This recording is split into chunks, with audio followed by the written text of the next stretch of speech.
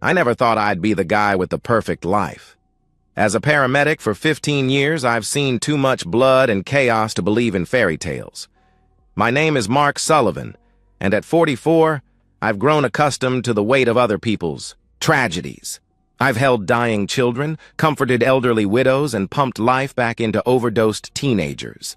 The job hardens you, but there's pride in knowing your hands make a difference.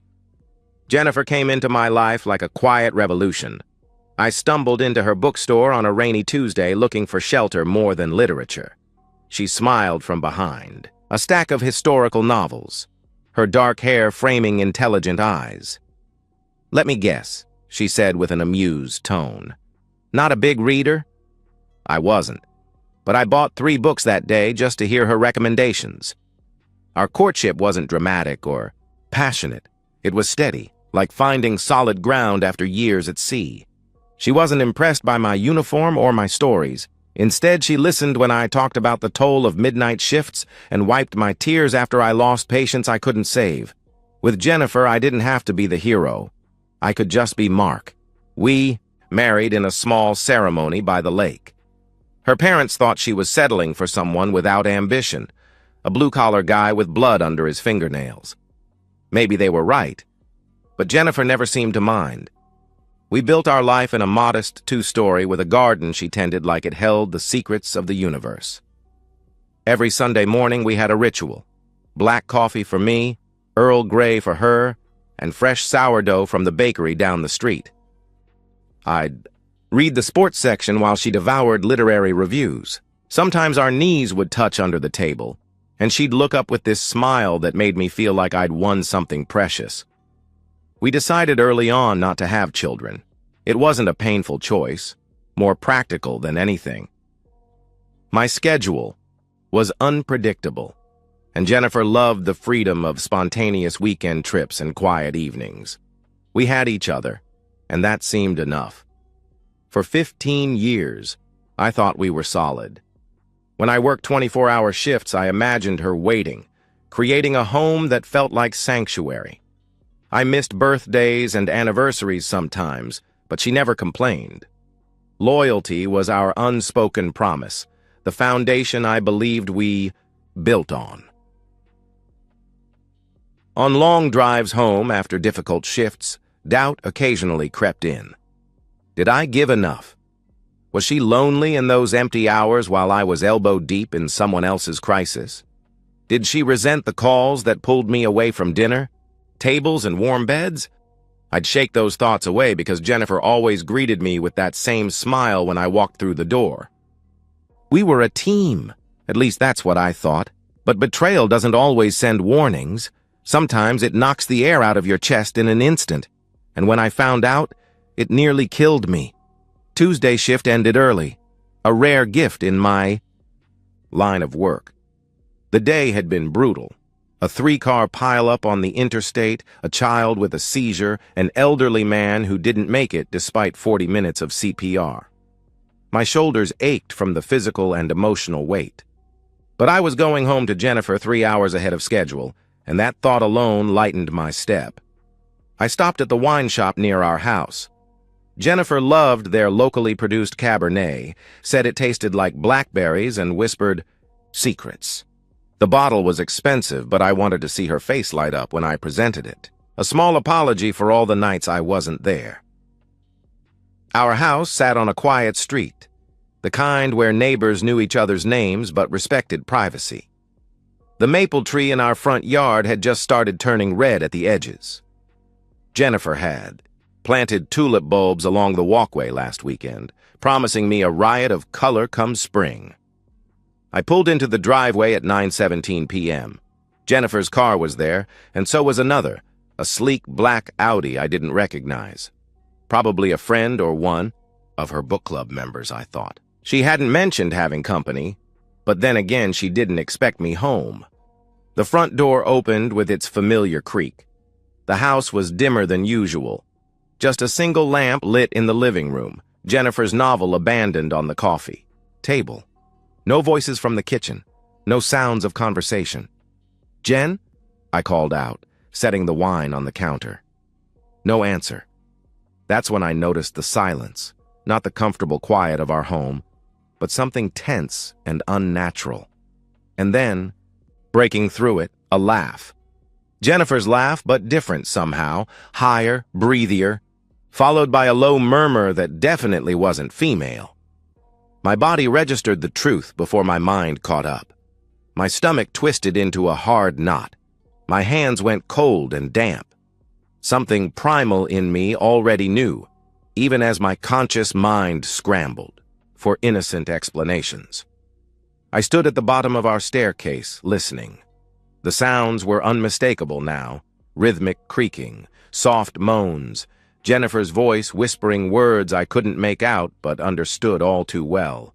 Each step up the stairs felt like climbing a mountain. My legs were concrete, my chest compressed by an invisible weight. I noticed details with strange clarity. A scuff on the wall I'd meant to paint over, the slight give of the third step that always squeaked unless you knew to avoid it. The family. Photos lining the stairwell, me and Jennifer in happier moments, frozen in time. Halfway up, I saw the first piece of evidence, Jennifer's blouse, discarded on the landing, navy blue silk I'd given her for her birthday. Next came a man's belt, then her shoes, then his. A trail of betrayal leading to our bedroom door. My phone was in my hand without conscious thought. I opened the camera, pressed record. Some part of me, the part that wasn't drowning in shock, knew I needed proof, evidence, something solid to hold on to when my world was dissolving around me.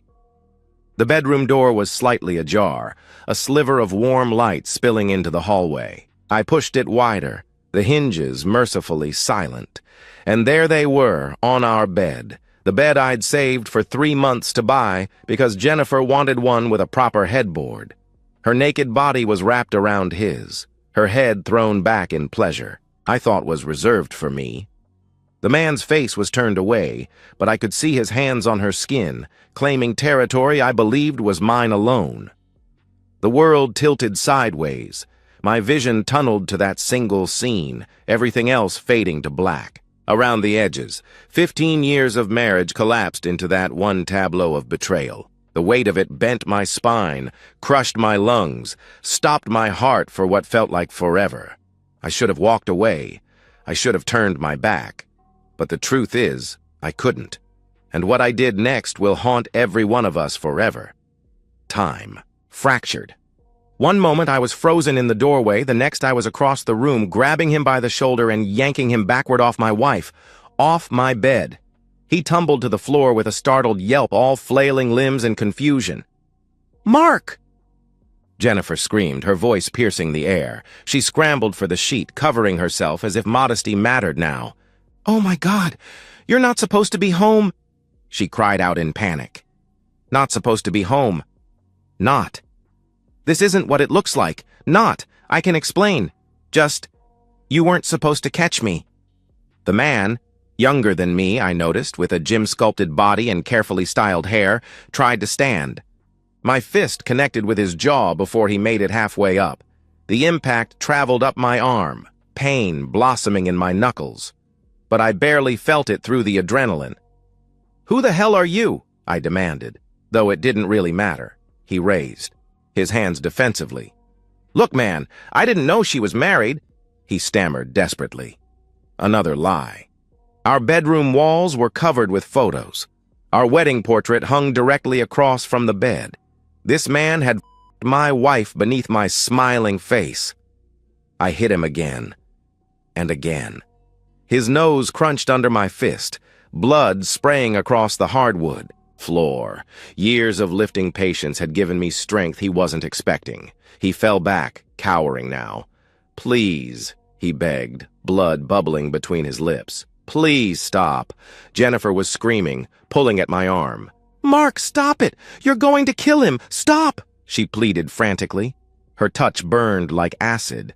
I shook her off, and she stumbled back against the dresser, knocking items to the floor.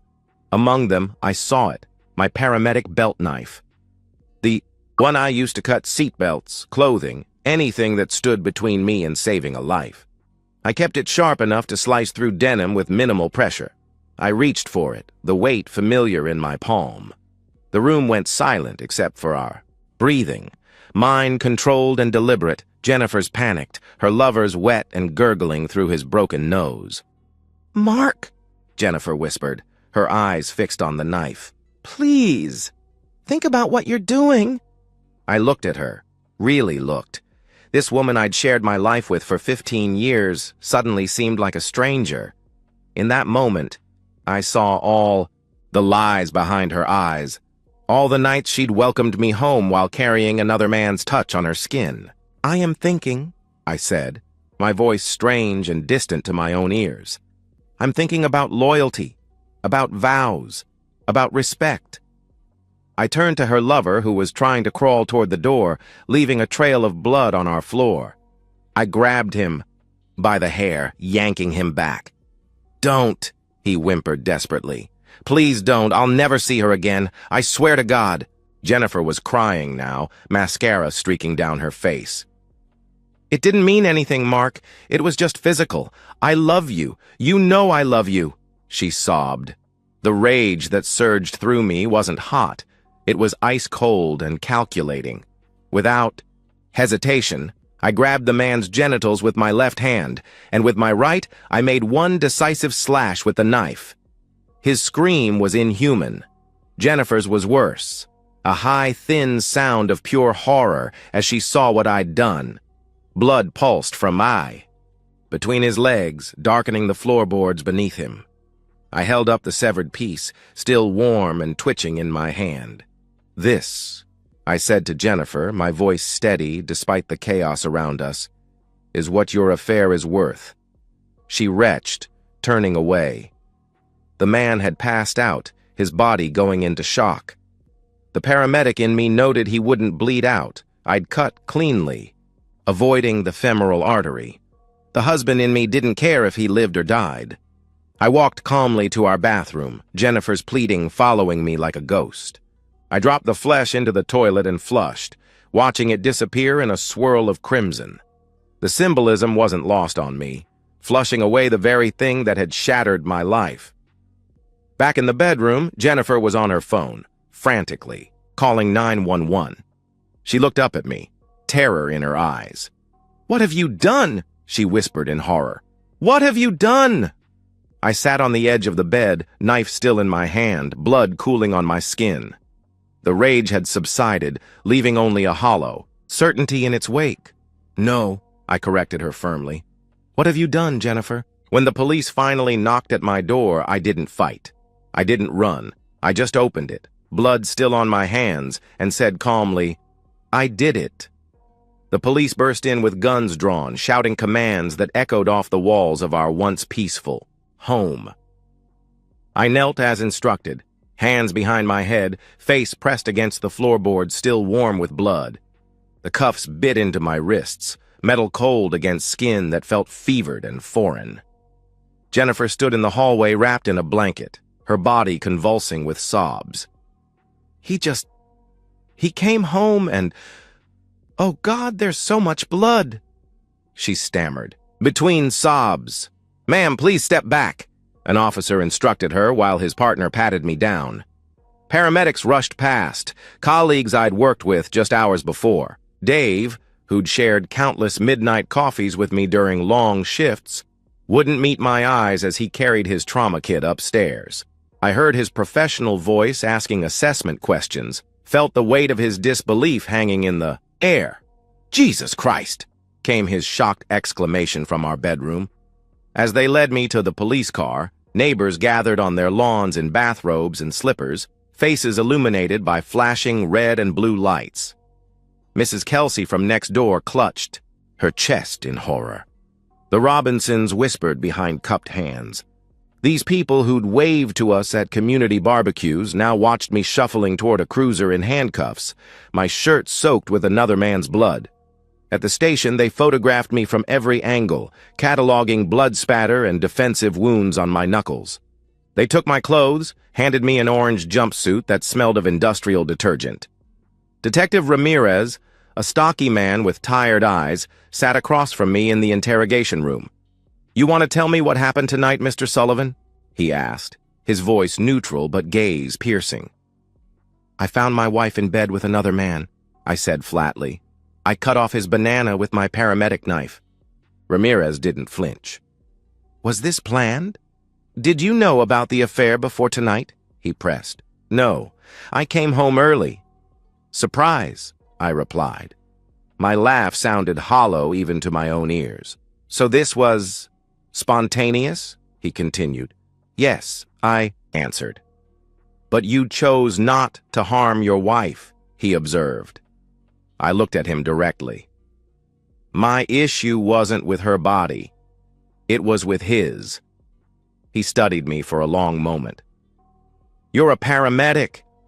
You knew exactly what you were doing, didn't you? Knew how to ensure he wouldn't bleed out immediately, he stated. I didn't answer. Didn't need to. Where is the removed organ? He asked carefully. Flushed it, I replied simply. He sighed, scribbling notes. Mr. Sullivan, you realize you're facing serious charges. Aggravated assault, mayhem, possibly attempted murder depending on the DA's mood, he warned. I nodded once. You don't seem concerned, he observed. Should I be more hysterical? Would that help my case? I responded. Most people in your situation show some remorse, he noted. I'm not sorry, I said simply. I'd do it again. I learned later that Jennifer's lover survived. James Whitaker, 36, pharmaceutical sales representative. We'd never met, but he'd been in my home at least 7 times over the past 3 months, according to Jennifer's eventual testimony. He underwent multiple surgeries but would never be the same. The irony that my medical training had ensured his survival wasn't lost on me. Jennifer filed for divorce 2 weeks after my arrest. Her statement to police painted her as a victim, trapped in a loveless marriage with a man whose work consumed him. She claimed I'd been emotionally distant, that she'd been lonely for years. Perhaps there was truth in that. But loneliness isn't betrayal. Loneliness doesn't justify turning our bed into a crime scene. My court-appointed attorney pushed for a plea deal, citing extreme emotional distress and my previously spotless record. The prosecution wasn't feeling generous. In the end, I accepted. 7 years for aggravated assault and criminal mayhem. The judge called my actions barbaric and a throwback to medieval justice. I remained impassive as the sentence was read. Jennifer sat in the courtroom during sentencing, dark circles under her eyes, hair pulled back severely from her face. She didn't speak, but her presence was statement enough. I wondered if she visited Whitaker in the hospital, if she held his hand while he learned to urinate through a tube. I wondered if it was worth it. As they led me away, Jennifer finally caught my eye. Something passed between us, not forgiveness, not even understanding. Just recognition of the wasteland we'd created together, her with her betrayal, me with my revenge. I didn't look back as the courtroom doors closed behind me. Our marriage had ended long before I walked into that bedroom. The only difference was now we both knew it, and that's how I traded my home for a cell. But here's the thing. Even behind bars, I sleep easier than I ever did next to her. Prison food tastes like cardboard soaked in salt water. The mattresses are thin enough to feel the metal frame beneath. At night, the cell block never truly quiets. Someone is always snoring, crying, or masturbating with desperate friction against sheets. Time stretches like taffy, sticky and formless. Days bleed into weeks, into months. I've been here 18 months now. My uniform is gray instead of the paramedic blue I wore for nearly 2 decades. My hands, once steady enough to thread IVs into collapsed veins, now callous differently from pushing mop buckets and lifting weights in the yard. The story of what I did traveled through these walls before I did. In prison hierarchy, my crime earned me an unusual position. Some men fear me, others respect me, most just leave me alone. That's Sullivan, I've heard them whisper. Cut off his wife's boyfriend's banana. The truth distorts with each telling, but the essence remains. I'm not a man to cross. I work in the prison library now. The irony isn't lost on me. surrounded by books like Jennifer once was. Sometimes I wonder if she kept the bookstore or if that too became collateral damage in our mutual destruction. I read more than I ever did when we were married. Dostoevsky, Camus, authors who understand something about crime and punishment, about actions and their weight. Jennifer visited once, 6 months after I arrived. She'd lost weight, her collarbones sharp beneath her blouse. We sat across from each other in the visitation room, surrounded by other broken relationships trying to navigate new boundaries. "I'm moving to Colorado," she told me quietly. "Fresh start?" I nodded. What was there to say? "I'm sorry," she offered finally. "Not for pressing charges, for lying." "Are you still seeing him?" I asked, speaking my first words of our visit. She flinched. "No, he's recovering. In therapy," she answered hesitantly. "Physical or psychological?" I pressed. "Both," she replied. I nodded again. We sat in silence until a guard announced visiting hours were ending. As she stood to leave, she hesitated. "Do you ever think about what would have happened if you'd just walked away that night? If you'd just filed for divorce like a normal person?" she asked. I looked at her. Really looked at her. The woman I'd once built my world around now seemed small and unfamiliar. "Every day," I admitted. "But I don't regret it. She never came back after that. I've lost everything that once defined me. My career, my home, my freedom, my wife. But, strangely, I've never felt more certain of who I am. There's clarity in consequences, in accepting the price of your actions without flinching. Sometimes at night, Jennifer's smile flashes in my memory. Not the woman I caught in our bed, but the bookseller who once recommended novels about second chances. In those moments, grief visits briefly, a ghost of what might have been. But it passes quickly, replaced by the hard truth that's become my anchor. Loyalty, once broken, cannot be repaired. I know what people think, that I'm a cautionary tale, a man who snapped, whose jealousy turned him monstrous. Maybe they're right. But from where I stand, every player in this story made their choice. Jennifer chose betrayal.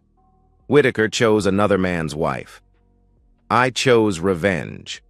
I'm not the victim. Here, I'm the consequence. And so, we've reached the end of today's story. Was it what you expected, or did it take a twist you didn't see coming? I'm curious to hear your thoughts. Share them in the comments below, and let's get a conversation going. If this story kept you hooked, make sure to hit that like button. And if you're new here or just haven't subscribed yet, now's the perfect time to join our community. I bring you fresh, captivating stories every day, so click that subscribe button and turn on notifications so you never miss out. Thanks for watching, and I'll see you in the next one.